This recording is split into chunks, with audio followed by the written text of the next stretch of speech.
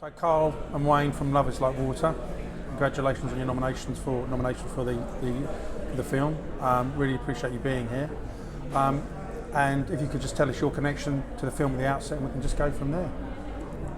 Well, as I told you before, it's an excerpt from a larger film, short film, half an hour long. But the imagery was so powerful and nice. I thought, well, I'd take it out of that film and make a standalone music video. And so I saw the festival, so I entered it. It was a random decision, to be honest. But so that's where it comes from. But the larger story is more complicated than that. It's out of context what we see. But it can be viewed on its own, so it doesn't really matter. But in that scene that we view, Love Is Like Water, Wayne is he's actually the narrator in the larger film, but he also represents the metaphorical Aboriginal Indigenous person that is the main character in the other film, you see. So Wayne is a direct country link or connection to country, whereas the other man in the film that we made, he's trying to find his connection to country. So that song, am I jumping in too fast here? No. This is why I love doing it, because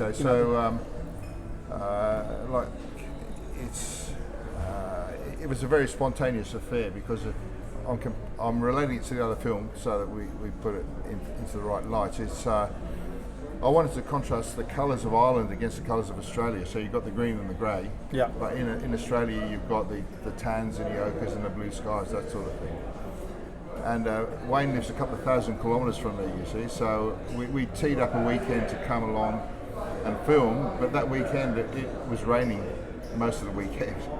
So I remembered a spot that's nearby where I live, and it's got a lot of colour in the soil and that sort of thing. So we went up there, and I said to Wayne, how about you paint yourself up and do some cultural stuff, which he's very well versed in, like he's a man of law, that sort of thing, and he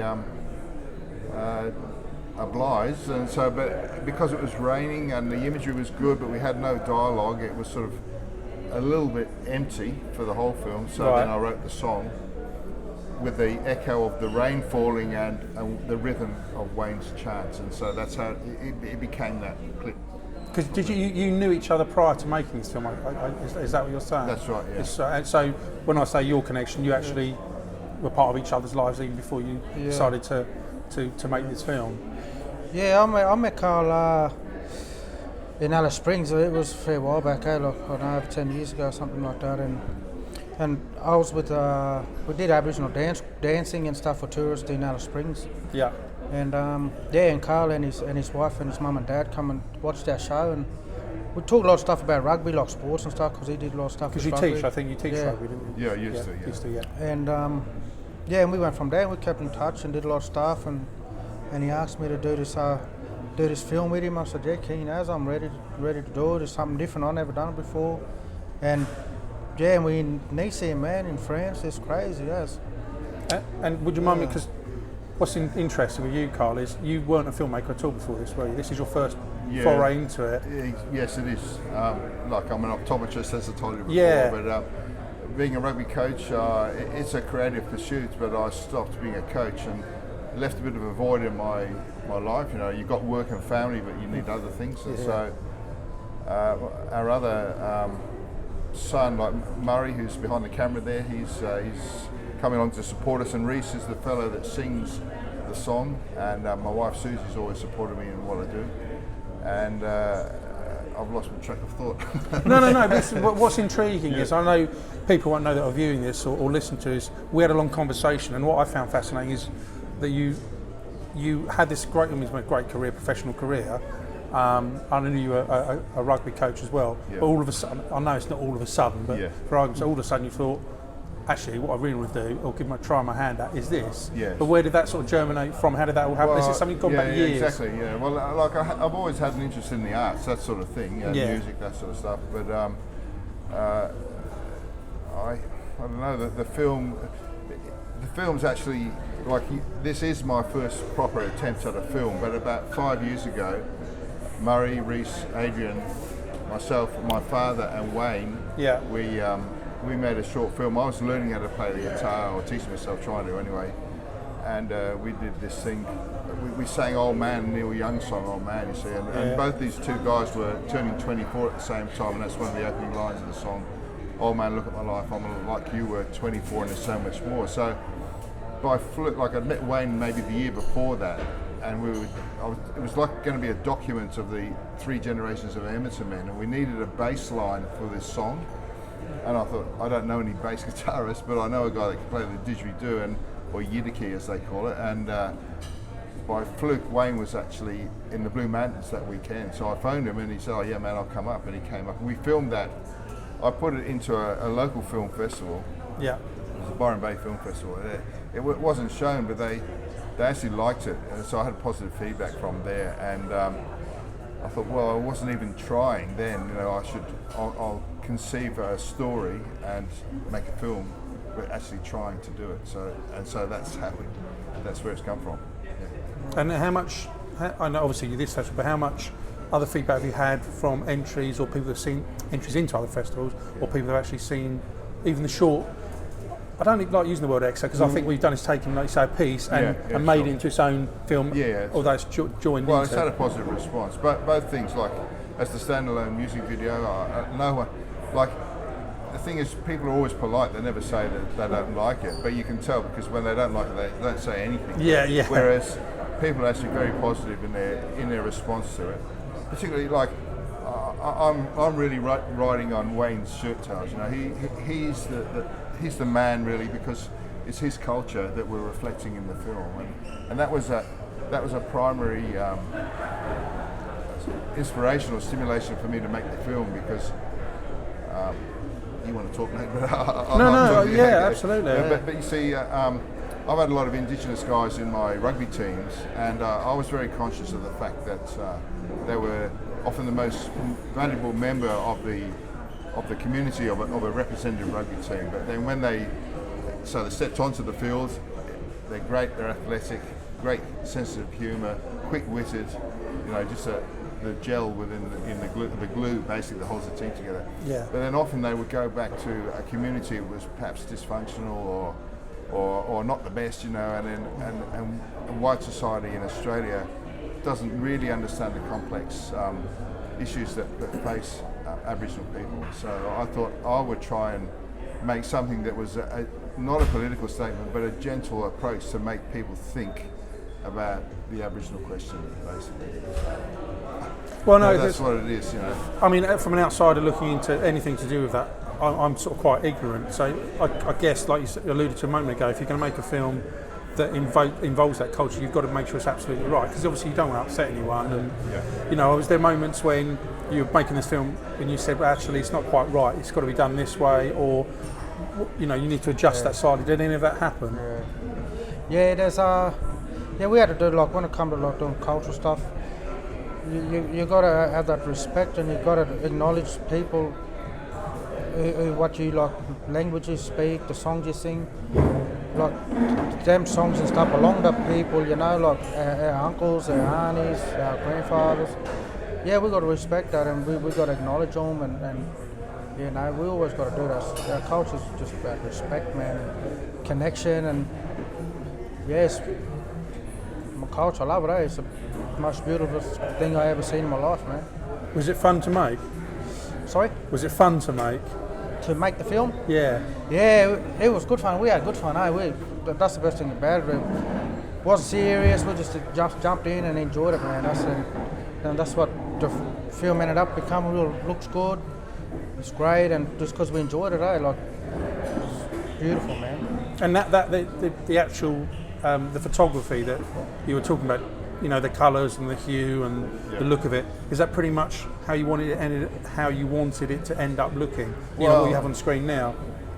Yeah, more or less. I haven't doctored the colours. That's how it is, basically. And so one of the things I think perhaps we were alluding to, and Wayne was referencing too, but like I asked him to, because we got there and it was raining, and I knew a place where there was a lot of ochre. I said, how about do a song or a chant, Wayne? And maybe paint yourself up, because I knew he knows the appropriate way to deal with those sort of things. But, Yeah. And so like my ignorance was that I wasn't aware that certain ochres can't be used by certain genders within certain tribes, you know. So Wayne, maybe you can fill them in on that one. Yeah. So remember how you use the white ochres and the And this again is purely a cultural part of, okay. Yeah, just with colours. Yeah, just different areas in our country. Just different colours, just for different people, different purposes. Red ochres for the men only, initiated men. And I've been through different countries in Australia and different tribes, and women wear red, so it's just different ways. And yeah, and we aren't, like where I'm from, we only wear red when it's ceremonial time. And the white, we just use white like anybody uses white, the men, women, the children. And yeah, when we paint ourselves up, we always have stories. When we paint ourselves up, the design on our body represents who we are and where we're from and the country we're connected to. So when we say country, it doesn't mean like Australia, it means a tribe that we live in. And like that's how we get around back home. They say, what country are you from? We say our tribe. It's not really Australia, we say the tribe where we're from. That's how we say our country. So all that stuff, man, it's beautiful, man. It's the best. And I know we spoke this, but just for the benefit of the camera, is this something that the filmmaking that you're now getting into? I suppose it's a two-pronged question. The first part is it something you wish you'd have done earlier, and now you've done it? Is it something that you can't stop doing? Well, it's a good question with an easy answer. Yeah, like I just love doing it. It's fantastic to do it. I mean, my profession, my job, I've been an optometrist for 35 years or something crazy, or 32 years, I can't remember now, but it's well over 30 years. Yeah. And so you can only do one thing for so long, you know, without it becoming routine in a sense. But it's a very disciplined approach to life and work, because you have to conform to the protocols of doing the right thing by your patient and that sort of thing. Whereas as a filmmaker, there's a lot of creativity, you know, so there's really no boundary to what you can do. The only boundary is whether people want to watch it or not, I suppose, but that's not a boundary if it satisfies yourself, you know. So I definitely will be making, like, for instance, as a spin-off from us making this little film, I was at a rugby game. Again, it seems to be prominent in my life, but it's not really intentional, but it was I met this guy who had also been a representative rugby player a couple of years before my time, and he was a singer-songwriter, and I told him that I'd try to write a song, which is that one that we're playing here, see? And he said, oh, give me a link, and he looks at it, and he loved it. So as a consequence of that, he's asked me to he's releasing music next year, and he's asked me to make the video clips, or a clip for the primary song that he's releasing. So his name's Matt Boylan-Smith, so we might be back here next year with another thing. Who knows? You know. And above and beyond that, have you got something else in the back of your mind as well, or is it? I'm always like one of the interesting things about coming here, and I haven't had the opportunity to talk to guys like Neil and Ray. You know, I managed to do that by myself. Essentially, filmed it, recorded it, wrote it, recorded the music. You know, wrote the music, but.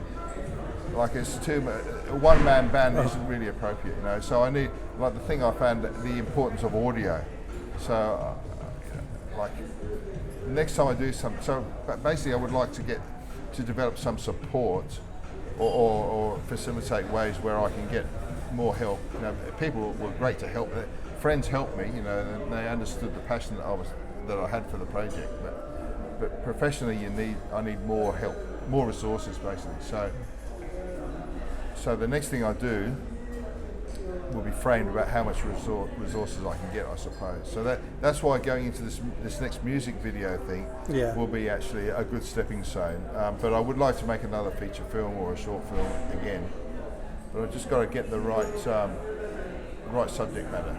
I've had any number of filmmakers over the last 18 months say to me, they put so much effort into making the film look great, and then it's only in hindsight they've gone, but what about the sound? Yeah. So it's not something that's unusual, it's very common. Yeah. You know, and that's, I don't want to say this mistake that they've highlighted, but it is. It's something that they brought to the fore. But to be fair, it's genuinely filmmakers that have done the first couple of features that realised, Yeah. and it's hindsight of going, right, it looks great, it looks framed really well, but the sound is poor.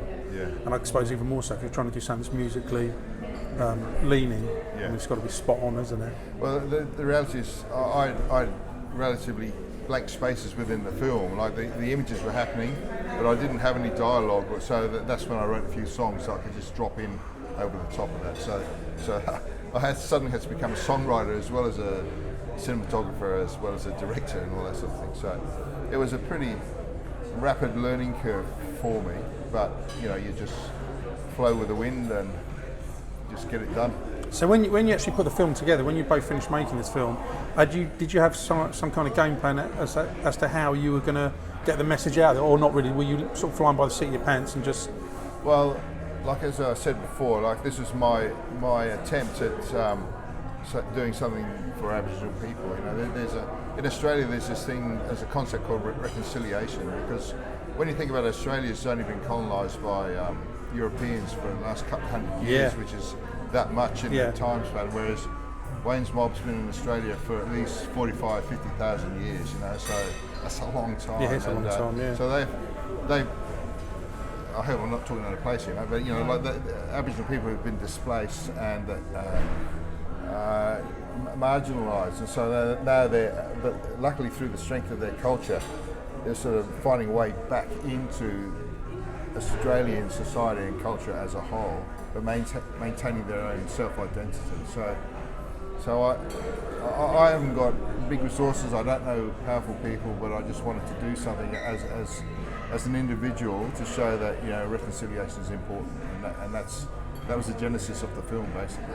And is this open to sort of new? I don't necessarily mean with us, or maybe with us, but for the future. But once you've done this project and put it together and got it out there, have you learned how to make better connections, or is this open doors to other projects, or have you found ways that you've sort of gone, well, actually maybe if I'd have done it slightly differently, if I promoted it in this way, or I don't know. I mean, how difficult has that been? Well, look, to be honest, I didn't approach it as a hobby. I as an amateur, I approached it with a professional way, and so the response to the film has actually been, from my point of view, very amazing. No, that's good. So I didn't expect that I'd have to, or I would be even promoting the film, because it was just a personal journey. I was going to show some people that might be interested in it. Some of my friends that really would never meet someone like Wayne, and to get them thinking about things. So Wayne and I are mates. It's not like an old white guy and a young Aboriginal guy getting together to make a film. We were mates, and so it was just fun to do something together. We could go off and do something, make a film. Like, for argument's sake, we've been mucking around thinking about making a film here, over one day. But it won't be an Aboriginal thing. It won't be a white man's thing. It'll just be three guys having fun in this. And that in itself is good, So just blokes having fun. And what about you, One? I mean, has this changed going through this process? Has it affected you in terms of, actually, I really enjoy doing this? Perhaps it's something I'd like to do more of? Yeah, man. When Carl, put me on there and do the narrating and do the talking with the film, and I said, yeah, cool, I'll do it because it's something different. It's going to be fun. Yeah, and then he always get back to me when if we get a little award or something they put in entries at little short films and that, and he keep in touch with me, and then he told me that we might have a chance going to France, I said, damn, that's crazy, and I told my wife, and I told my family, and everybody was stoked, and then he got back to me and said, yeah, we're going to France, we're going to Nice. I would never ever think that I'd ever come to a place like this, from my country, and that's a long way from where I live, and just mind blowing, and I'm keen to keep going. It's fun, man, and doing it with a good mate of mine, it's more funny, can't be any happier doing it with this guy. It's good, I love it, man. And look, me, I'm a builder. I build houses for a living. That's what I'm carpenter, man. And And here you doing are this on the acting in side. films. And and I'm Filming a film. yeah. But well, I don't know if have you seen the film Love Is Like Water? Yeah, I've seen the So like he's just a natural in front of the camera, like he just so cool. Like the way I'm talking now would be the same. This is the same with all directors and films. The people who watch the films eventually don't hear the director talking, but I'm saying, okay, mate, look over there and pretend there's a mob of kangaroos walking past. So when it'll look like that, but someone who didn't know who wasn't innately good would go.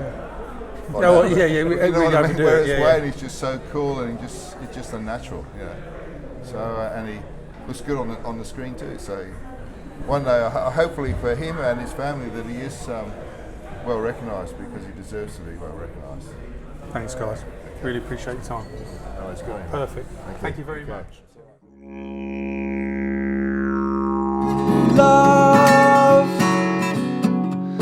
Love is like water, raining tears, emotions let go.